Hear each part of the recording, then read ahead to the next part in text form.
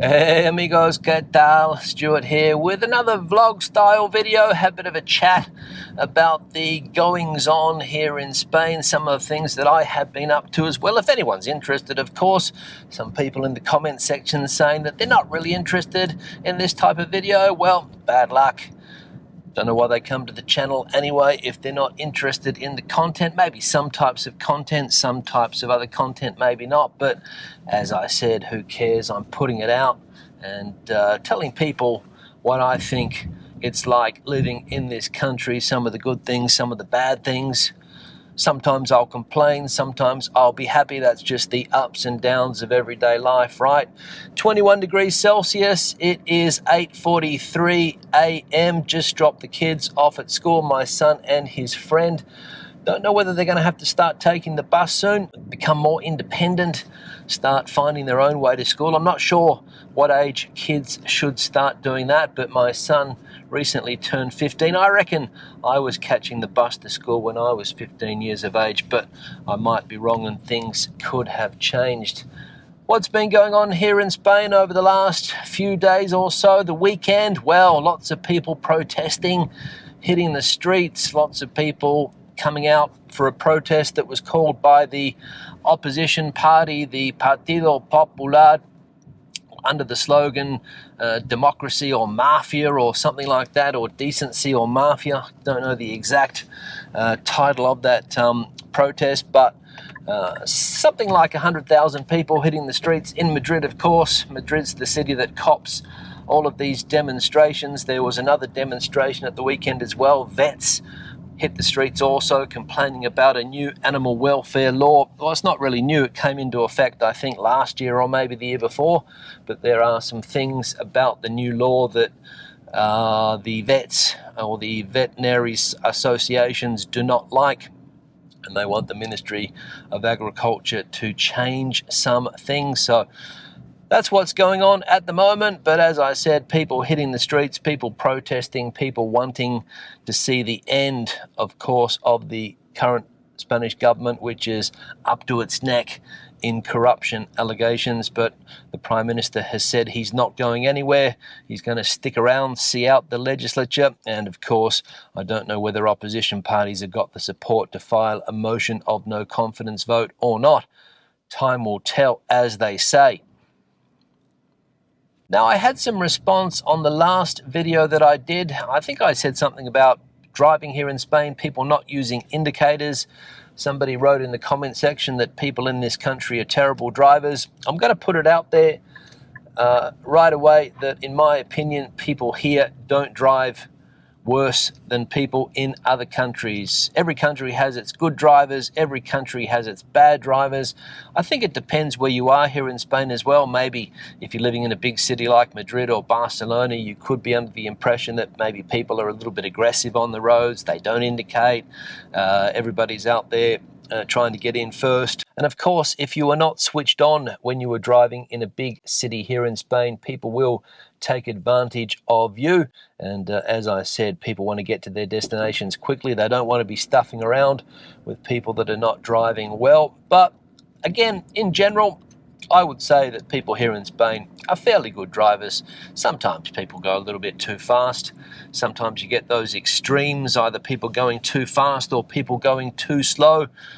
But I reckon it's not that bad considering some of the other countries where I have driven. No differences here. And you get used to it, of course.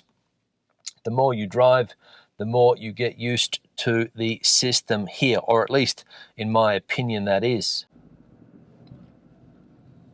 One of the main complaints that I have about driving here is not necessarily the quality of the other drivers, but it's the way the roads are set out, some of the signage. Terrible signage sometimes. Sometimes you can be driving along looking to see which way you need to be going. If you're not using a GPS system, of course, that is. And at the last minute, you'll see a sign that maybe the paint's worn off. You can't really see where you're going, especially when you go to some of the areas that are not very well populated. It can be quite confusing, and you end up going around in circles sometimes in some places because the traffic system is so badly laid out in some parts of the country. That would be my biggest complaint. And also traffic lights that are not in sync.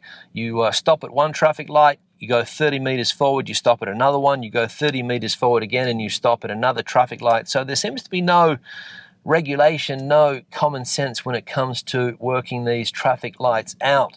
Sometimes you sit waiting at a traffic light, there's no one crossing, and for whatever reason, the cars are stopped.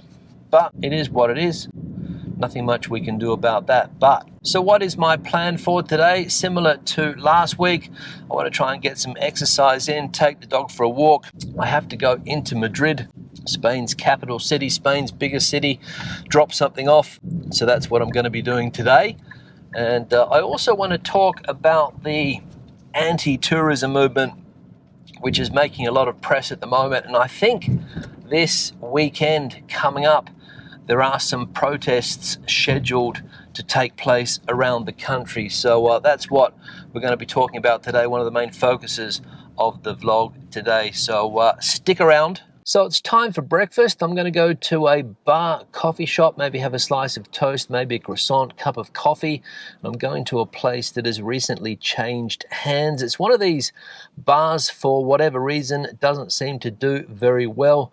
Different owners have had it over the years. I think a business here first opened around 15 years ago, and I reckon it's changed hands at least 3 or 4 times over the last 15 years, as I said, for whatever reason. But I'm going to go into this place now, and not many people go here. So again, I reckon that this business has its days numbered. It's not going to last too long. And my theory as to why this place won't be around for too long, I don't think I'll tell you about after breakfast. So let's go and have breakfast.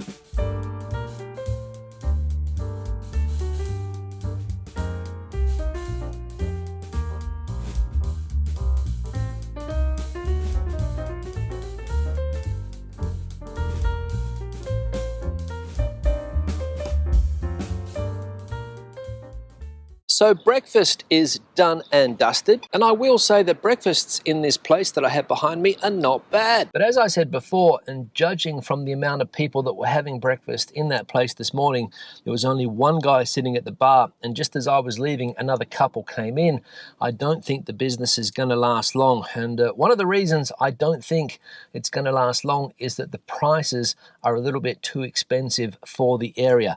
Maybe not when it comes to breakfast. Okay, I paid €3.70 for my breakfast today. I can get it down the road for €2.70, but I decided to come here.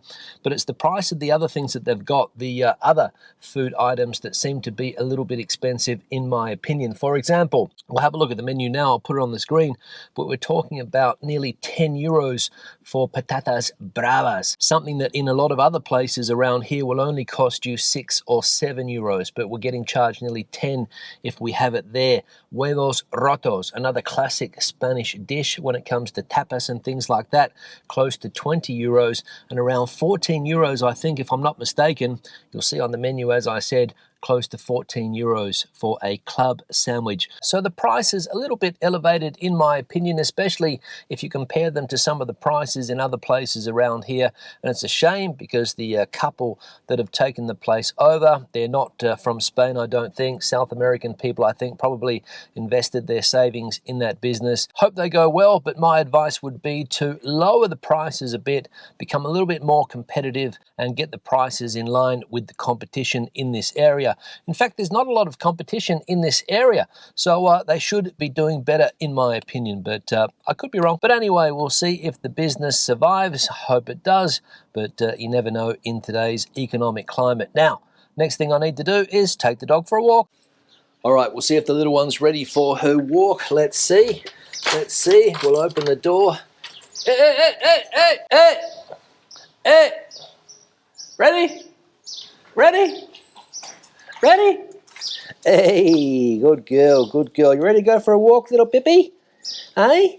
Ready to go for a walk? Yeah, let's go. Now there's an update on the weed situation. As you can see, it has been cut back hasn't been picked up, all of the stuff that's been cut, but it's been cut back nonetheless. And there's your man on the whippersnipper over there doing his job. Now, I'm not sure if you can see this, but there, just between the trees, there's a strange looking thing which happens to be a stage. And the reason there's a stage there, in fact, I'll correct myself and say there are various stages set up there, is because this town here on the outskirts of Madrid has turned into a concert town.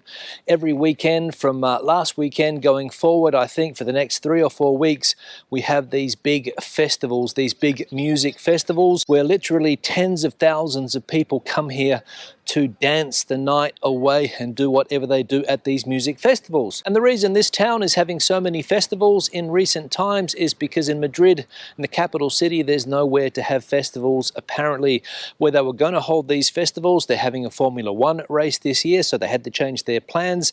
And also at the main football stadium, one of the main football stadiums in the center of the city, the Santiago Bernabeu Stadium, the Real Madrid home ground, concerts are now banned, so they have to look for alternative venues. And this town here and the fairground in the middle of the city has turned into the concert arena, and lots of neighbors are unhappy about this. Some neighbors are happy, people that go to the concert are happy, of course, but lots of the neighbors around here complaining about the noise, complaining about the rubbish, complaining about the fact that there's nowhere to park when these festivals are on. So locals are not happy. I can understand that when you have reggaeton music blasting out of the speakers until 3 or 4 in the morning, locals can get a little bit upset. The noise levels are extreme, and the reason why concerts are not being held at the Real Madrid Stadium is because of noise levels, neighbors complaining. So how long is it going to be before neighbors here are also complaining about the noise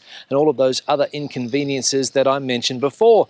But as I said, fantastic for the young people that go to these festivals, but for the rest, maybe not the case. But I will say, and to the credit of the local council here, is that they do get things cleaned up fairly quickly. A lot of the rubbish is cleaned up quickly. A lot of the bottles that are left lying around when people have their drinking sessions before they go to these concerts gets cleaned up fairly early the next day. So that's a pro. Now it's just gone 10:16 a.m., 10:17 a.m. I've got to hit the bike, get my exercise out of the way before it gets too hot. Apparently it's going to be around 34, 35 degrees today, so I want to get the bike ride out of the way. I don't want to get too dehydrated. I don't want to get too sunburned. Got to take care of my skin. Every time I go to the dermatologist, there is an issue. So I've got the cream on, hitting the bike early today because I want to get this out of the way before those peak sun hours, the hottest hours of the day, are upon us. So let's go.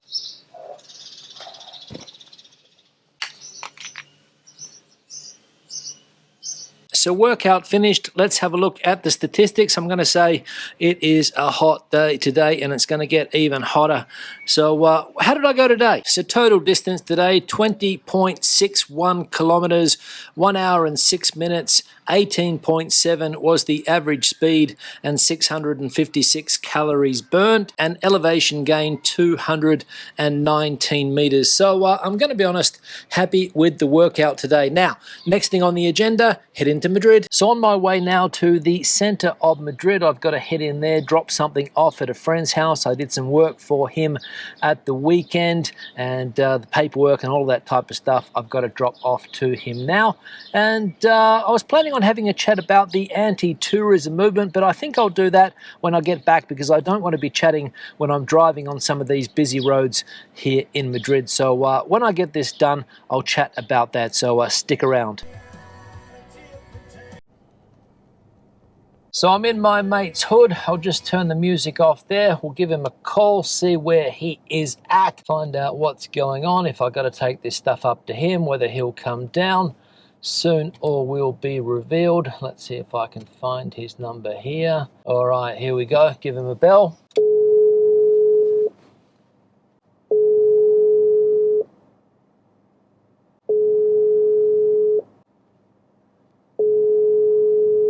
Not answering. Call his phone. See if he picks up.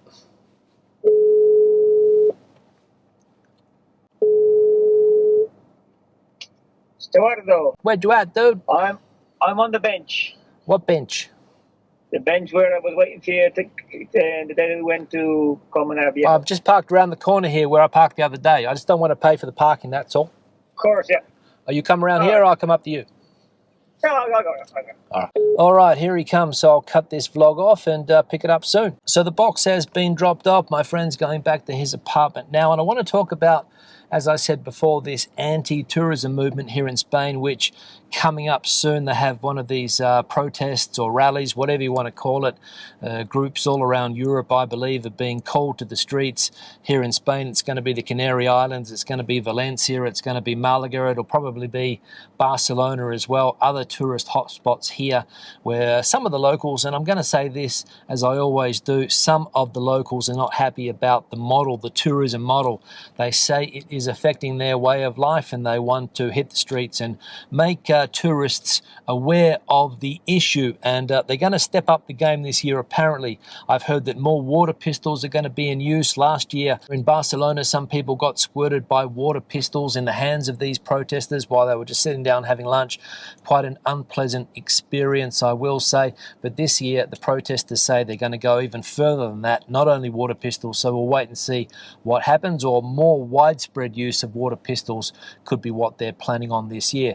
My advice would be to people that are coming to cities this weekend, the 15th I think it is, or the 16th, don't quote me on the exact date of June. If you're watching this video beforehand, go and buy yourself a water pistol, and if somebody squirts you, squirt them back. That's what I would do.